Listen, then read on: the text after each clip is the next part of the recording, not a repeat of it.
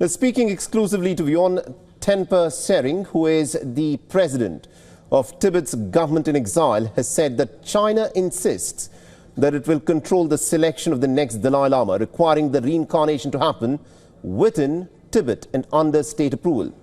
Now, Beijing's use of the historic golden urn is seen as a political move to assert authority over Tibetan leadership. Listen in.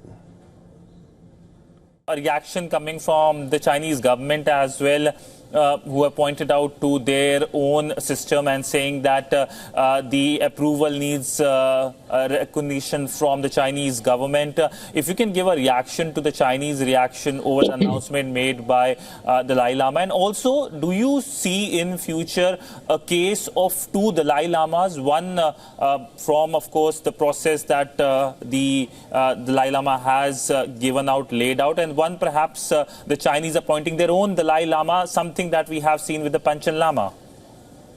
The Chinese government has been preparing for the demise of this Dalai Lama over the last 20-25 years. That is why they have also laid a law called Order Number 5 as early as 2007, which talks about the state recognizing the reincarnated lamas, or what they call as the living Buddhas.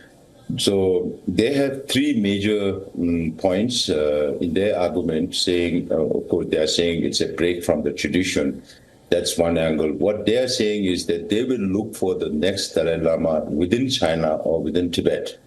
And for that, His Holiness has always said that he will be born in a free world. That's the reason why His Holiness has repeatedly said, and in his book, Voice for the Voiceless, also His Holiness has mentioned that His Holiness reincarnation will be born in a free world.